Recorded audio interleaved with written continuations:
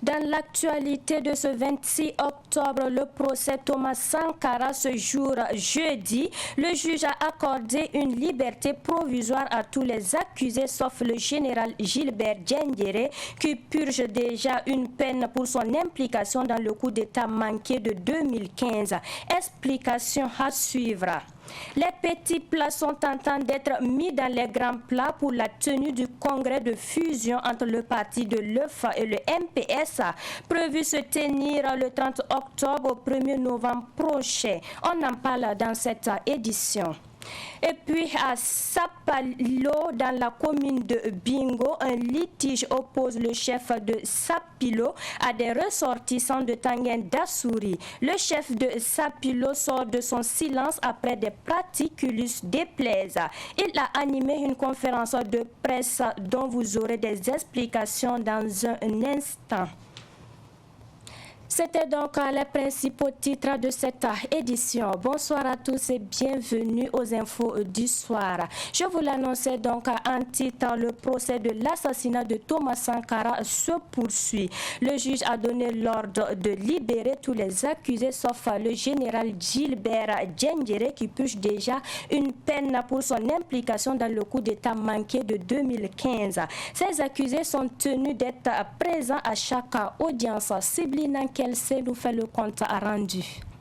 Avant de suspendre l'audience cet après-midi vers 16h25, le tribunal militaire a accordé la liberté provisoire aux 11 accusés dans l'affaire Thomas Sankara. Le général Gilbert Diendéré, condamné, fait exception à la demande de la défense.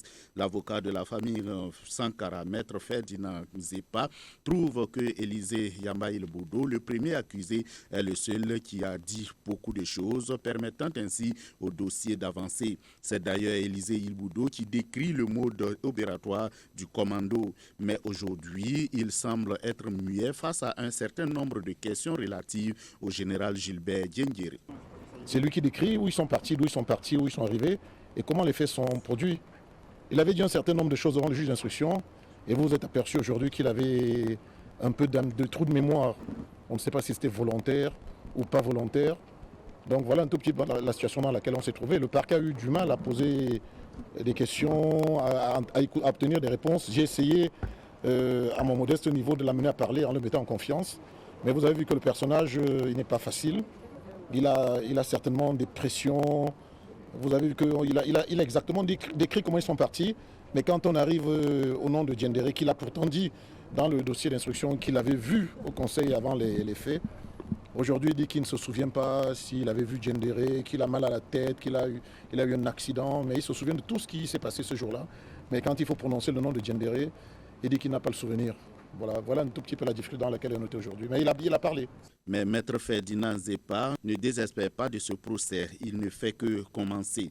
Pour lui, la partie civile ne recherche que la vérité dans ce dossier. Je dis à Ibouldo tout à l'heure qu'il avait ouvert son cœur.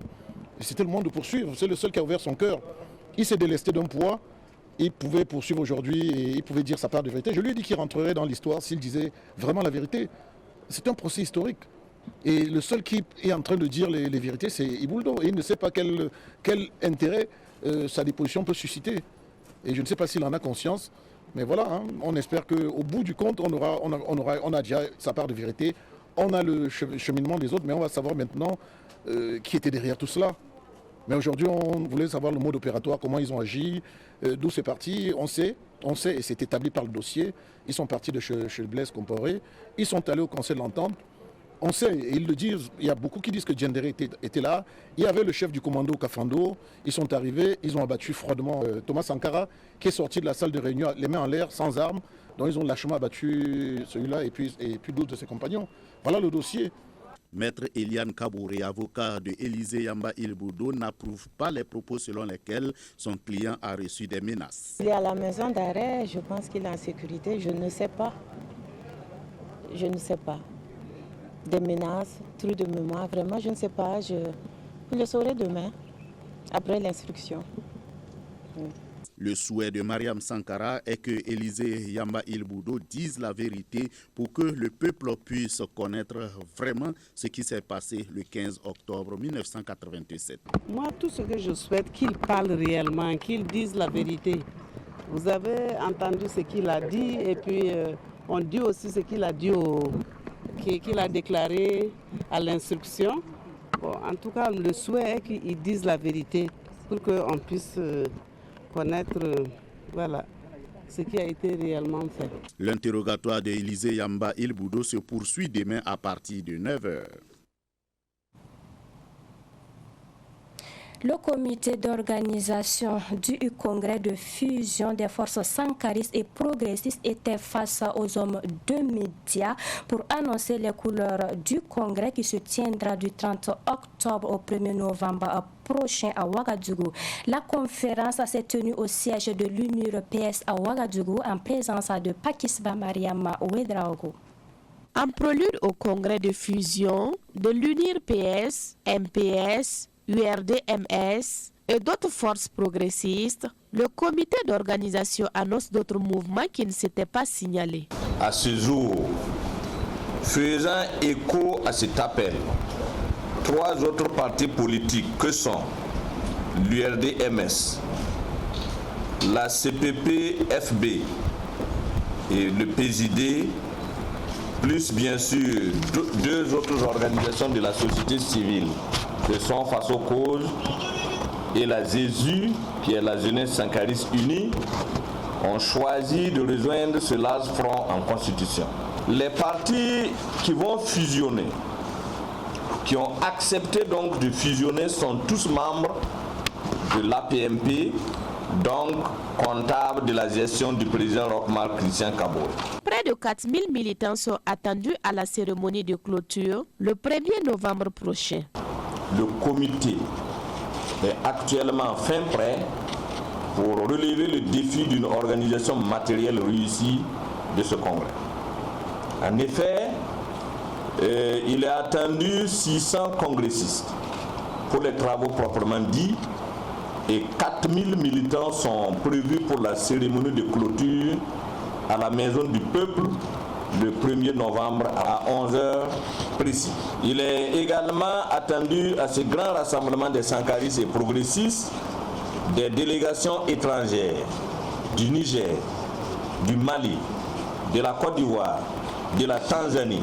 Ce congrès de fusion se tient sous le thème « L'union des forces progressistes comme alternative crédible dans la lutte contre l'insécurité pour le progrès du Burkina Faso ». Le chef de Sipalo Naba Pabré est mécontent du non-respect des engagements de ses hôtes qu'il a accueillis à bras ouverts il y a quelques années de cela. Ces hôtes sont des ressortissants de Tanguin d'Assouri à qui il a prêté des terres pour une exploitation agricole dans l'optique de promouvoir le bon voisinage. Mais ces derniers s'adonneraient à la vente illicite des terres prêtées, une situation qui remonte le Naba Pabré qui a convié la presse pour faire part de son mécontentement. Explication avec Sherifa Dianda. Il y a plus de 80 ans, le chef du village de Sapilo, dans la commune de Bingo, province du Boulkembe, avait prêté des terres à des habitants du ressort territorial de Bazouli, dans la commune de Tanguin d'Assouri pour une exploitation agricole. Malheureusement, c'est avec un grand regret que le chef de Sapilo apprend que les terres jadis prêtées sont vendues par les occupants actuels dans 6 villages. Eli Ouedraogo, conseiller municipal du village de Sapelo. C'est comme le chef avait parlé à Moré qu'il a octroyé des terres aux villages environnants, plus de 6 villages, pour des labours, mais pas pour des investissements. Donc, de nos jours, ceux qui sont là-bas pour les labours, là, ils commencent à vendre les terres et même borner, et d'autres même qui commencent à construire des maisons. Naba Padre de Sapilo dénonce la vente de ces terres et demande la restitution des sommes déjà perçues. Je voudrais vraiment interpeller au village voisin de cesser de vendre les terres, comme le chef vient de le dire. Également, toute personne qui vient dans la commune de Tanguin d'Assouri, venant vers Chourgou, Bajoulé, je vais dire la zone de Bajoulé, qui fait frontière à Sapelo, celui qui vient pour payer la bourse là-bas, il n'a qu'à prendre à tâche au CVD de Sapelo. Parce qu'à Sapelo, nous avons une cellule. Et cette cellule est là pour gérer le foncier. Il peut prendre attache à cette cellule-là et comprendre quelles sont les limites et quelles sont les réalités avant de payer. Les autorités administratives et coutumières qui sont informées de la situation n'ont toujours pas réagi. Et la lettre a été adressée au gouverneur de Koudougou et il a fait ampliation au commissaire de Koudougou, la gendarmerie de Kokoloro, la police de Kokoloro, la mairie de Bingo, la préfecture de Bingo, le chef de canton de Bingo, Sa Majesté la Lenaba, le Kassinaba, la Matede de Ouagadougou, et également le haut commissaire de Ouagadougou. Donc, jusqu'à l'heure que je vous parle, aucune réponse. Jusqu'à l'heure, il n'y a pas d'affrontement. Mais notre inquiétude, c'est quoi? Le problème ne fait seulement que progresser de jour en jour. Naba Padre invite les occupants de ces terres à la retenue afin de favoriser le bon voisinage et le vivre ensemble. Le management d'associations à caractère professionnel, c'est le titre du livre de Seydou Milogo, administrateur civil, ancien président de l'Union nationale des administrateurs civils du Burkina Faso. À travers ce livre, l'auteur veut permettre aux lecteurs de s'imprégner des difficultés dans le management d'associations. La dédicace a eu lieu le week-end écoulé, Sibli Nankelse. Le livre de Seydou Milogo intitulé « Le management d'associations à caractère professionnel » retrace l'expérience de l'auteur dans la gestion de l'Union nationale des administrateurs civils. Seydou Milogo revient sur ses motivations. Et les difficultés enseignent plus que les bons résultats. Et c'est dans ces difficultés que nous avons essayé de relever des défis. Tout n'a pas été relevé. Et c'est pour cela que nous avons jugé nécessaire de partager le peu d'expérience que nous avons eu dans le domaine. Parce que dans nos recherches au cours du mandat, dans la sous-région francophone, nous n'avons pas trouvé un document qui puisse nous aider à mener à bien notre mission. Et étant président de l'Union, je dirais que je n'ai pas payé pour l'avoir, c'est la confiance des membres. Et ces membres qui n'ont pas eu l'occasion de gérer cette structure, qui n'ont pas eu l'occasion d'avoir cette expérience de façon directe, je leur devais quelque chose. Et cette chose, c'est l'expérience que j'ai reçue. Sinon, ce serait une ingratitude. Pour l'auteur, son ambition est de permettre aux lecteurs de s'imprégner de son expérience pour pouvoir diriger des associations à caractère professionnel. Le code bleu du manager d'association, c'est un document que nous avons voulu simple. C'est comme si nous dialoguons avec le lecteur. Nous lui présentons de façon simple, avec des mots accessibles, comment entrer dans le milieu associatif. Parce que deux fois, de loin, nous pouvons voir des gens réaliser des objectifs, agir sur le terrain et nous pouvons nous dire, mais ça doit être facile. Parce que je suis passé par là.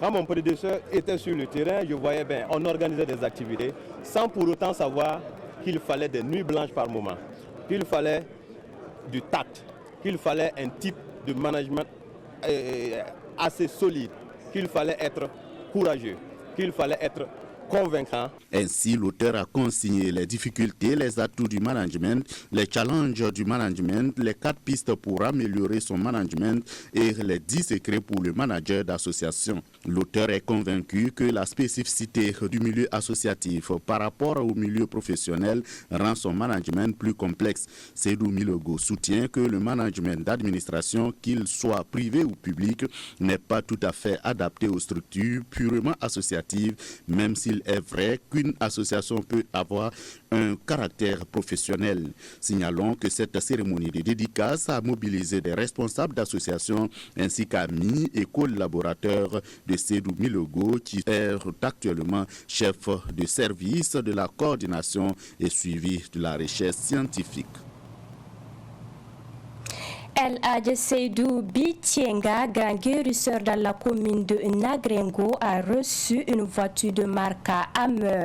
C'est un don de la Fondation 225, organisatrice du prix africain de développement PADEV. La remise a eu lieu à Nagrengo en présence de Sibli Nankelsi.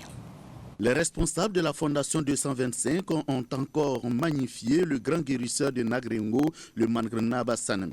Après la remise du super prix africain du développement PADEV à Kigali au Rwanda, ils ont procédé hier à la remise d'un cadeau pour symboliser le super PADEV Kigali 2021. Il s'agit d'une voiture Hammer qu'ils ont offerte à El Hadj Seydou Nagrengo.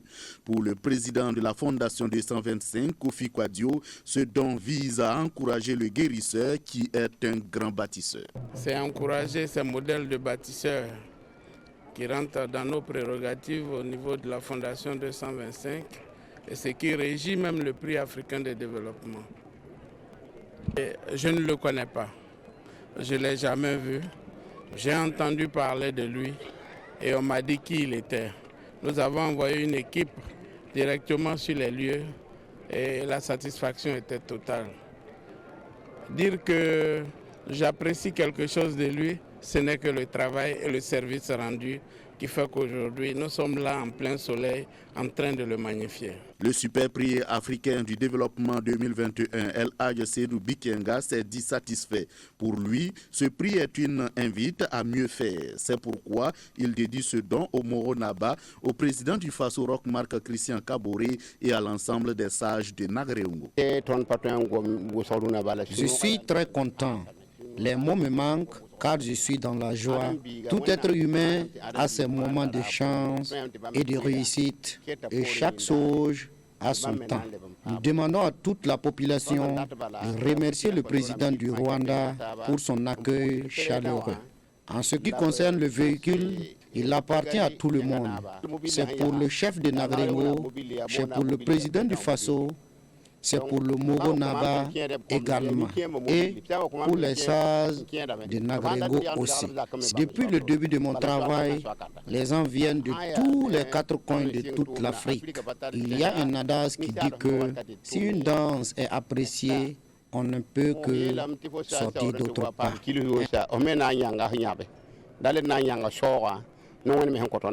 En rappel, le grand guérisseur de Nagrengo avait été honoré le 27 septembre 2021 à Kigali au Rwanda comme super PADEV 2021. Un mois après, le grand guérisseur qui intervient depuis plus de 50 ans dans le domaine de la santé se voit couronné par un prix international, le PADEV, avec un cadeau, une voiture Hammer. La remise du dit cadeau a mobilisé la population de Nagrengo.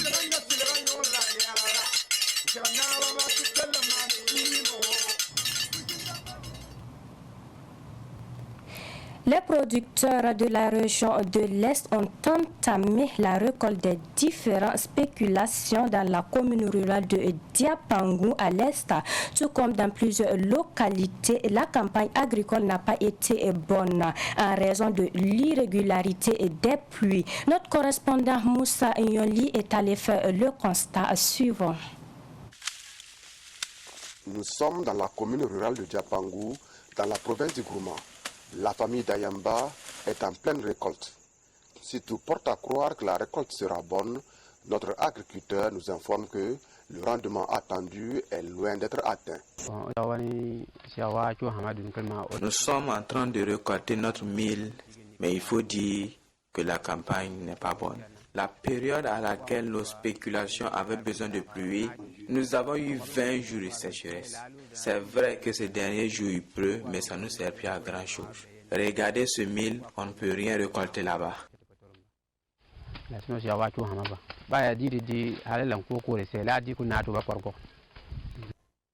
Les poches de sécheresse ont porté un coup dur à toutes les spéculations, affirme Yassibo Idani, habitant de Diapangou. Selon son constat, seuls 40% des paysans feront de bonnes récoltes dans la zone de Diapangou pour cette campagne agricole. La saison, de façon générale, elle s'est terminée par des poches de sécheresse qui a fait qu'on a aujourd'hui une insuffisance de récolte au niveau du maïs. Le maïs, pratiquement, on n'en a pas. On n'a pas eu beaucoup de récoltes dans le maïs. Mais bon, pour le reste, ça va un peu.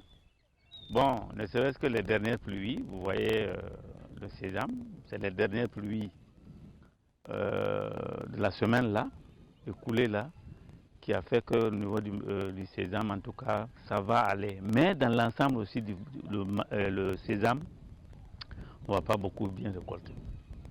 Bon, au niveau du sorgho blanc, bon, là-bas aussi, il y a des endroits où ça ne va pas. Mais on peut dire que dans l'ensemble, avec le sorgho blanc, là, ça va. Pour le petit mil, les dernières pluies aussi sont venues un peu arranger la production du petit mil. Sinon, on veut voir dans l'ensemble. En tout cas, si on voit par exemple sur 10, en tout cas, on ne va récolter que 4. Selon les informations qui nous parviennent des autres localités de la province du Gourma, les récoltes ne seront pas bonnes cette année. Avec l'insécurité qui a fait fuir plusieurs producteurs dans certaines zones, la région de l'Est et en particulier la province du Gourma ne connaîtra-t-elle pas la famine? C'était Moussa Yonli, notre correspondant depuis Fada en Gourma. L'autre FESPACO qui se tenait dans le quartier Tenganogo à l'espace des nouvelles idées, à l'occasion de la 27e édition du FESPACO, a refermé ses portes le 24 octobre dernier. Le bilan satisfaisant par les premiers responsables de Savane Média. Le point avec Pakisba Mariama Ouedraogo. Les habitants du quartier Tenganogo ont vécu autrement le FESPACO. Pendant 7 jours, la population de cette localité de la capitale du cinéma africain a suivi les cours et longs métrages du réalisateur Sidnaba et des prestations d'artistes. Des activités culturelles préparées et offertes par la direction de Savane Média. Que ce soit des enfants, que ce soit des adultes. Et particulièrement aujourd'hui, le thème d'aujourd'hui, c'est justement la question de la terre et des parcelles qui sont bradées plus ou moins et qui risquent d'hypothéquer un peu l'avenir des générations futures. Et c'est une grosse préoccupation et nous pensons qu'il ne s'agit pas de faire voir uniquement ce genre de film-là à des gens d'un secteur précis, mais je pense que c'est l'ensemble du Burkina Faso qui doit pouvoir le voir. Et ça, c'est peut-être, il me semble personnellement, je pense que c'est le devoir peut-être des députés, voilà, et des maires des communes, donc de s'approprier ce film-là et de le faire partager avec la population afin de conscientiser les jeunes par rapport à cette question cruciale de la terre. Ma parcelle ou la mort est le titre du film qui a bouclé ses 7 jours de projection à l'espace des nouvelles idées à Tenganogo. Un film qui pose la problématique du foncier entre tradition et modernité au Burkina Faso. C'est aussi la préoccupation du ministère en charge de l'habitat qui avait son représentant à la clôture. J'allais dire une très belle initiative, non seulement parce que nous avons assisté, nous avons vu un film très dire merveilleux, mais au-delà de la beauté de ce film, c'est le gain que nous, en tant que ministère de l'urbanisme, de l'habitat et de la ville, c'est le gain que nous avons eu, que nous pouvons en tout cas considérer et à travers ce film de sensibilisation. C'est la 3e fois que les premiers responsables de Savane Média organisent ce festival d'écran à ciel ouvert ou FECO. Rendez-vous est donc pris pour la 28e édition du FESPACO qui se tiendra du 25 février au 3 mars 2023. Et c'est la fin de cette édition. Merci de l'avoir suivi et merci de votre fidélité. Portez-vous bien.